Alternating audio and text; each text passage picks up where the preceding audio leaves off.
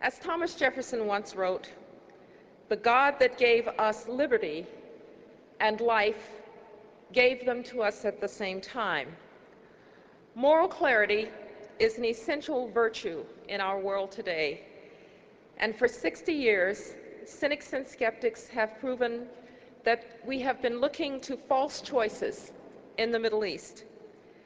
They have claimed that we must choose either freedom or stability, either democracy or security.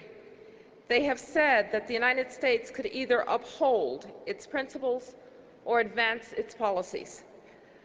But by trying to purchase stability at the price of liberty, we achieved neither. And we saw the result of that on a fine September morning. That is why President Bush has rejected 60 years of false choices in the Middle East. And as he said last week at the International Republican Institute, the United States has a new policy, a strategy that recognizes that the best way to defeat the ideology that uses terror as a weapon is to spread freedom and democracy.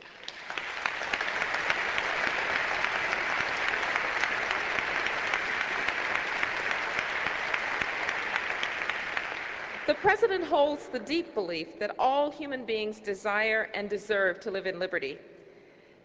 This idea, of course, did not immediately find favor. Many continued to defend the false choices of the past. But we knew then, and we know now, America's message is clear. Our principles are sound and our policies are right. And today, the nations of the world are finally joining with the United States to support the cause of freedom.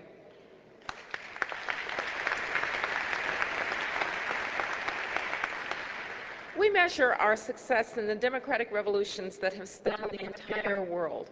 Vibrant revolutions of rose and orange and purple and tulip and cedar.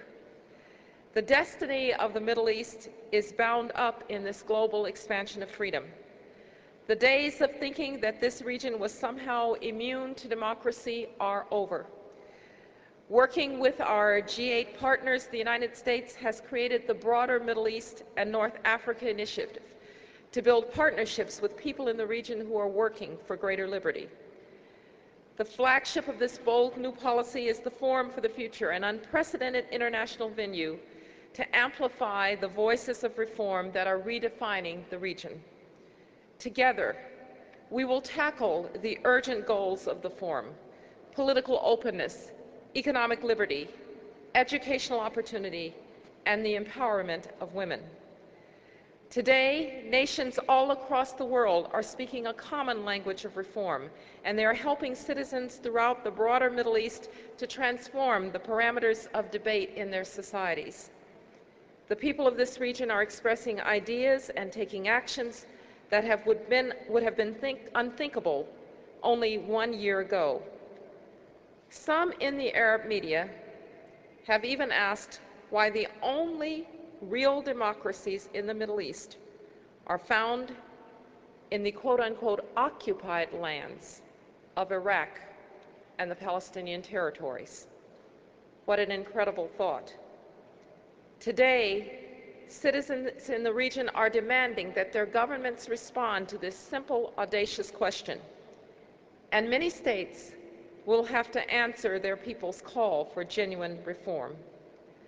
Jordan and Bahrain and Qatar and Morocco are all taking steps to introduce greater openness into their political systems. Egypt has amended its constitution with electoral reform, and even Saudi Arabia has held multiple elections. And just last week, remarkably, the Kuwaiti legislature granted its women citizens the right to vote.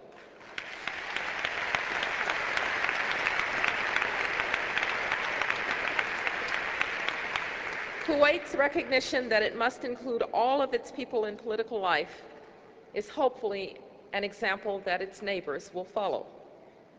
In Lebanon, hundreds of thousands of citizens have demanded an end to the foreign suffocation of their country.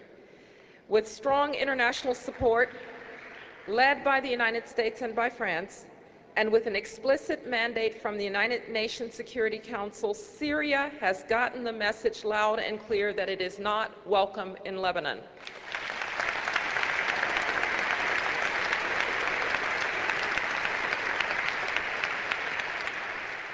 The Syrian regime has withdrawn its decades-long military presence. And at the end of this month, the Lebanese people will go to the polls and set a new course of action. But we cannot rest. Syria must also remove its intelligence forces and allow the Lebanese people to be free.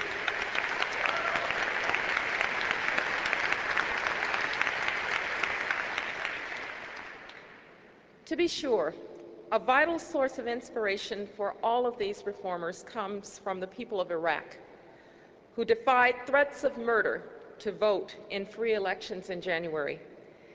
They declared with one voice that the will of the people, not the whim of a dictator, would determine Iraq's future. They declared with that same voice that no Iraqi regime would ever again torture its people, invade its neighbors, attack its neighbors, and offer financial incentives to Palestinian homicide bombers.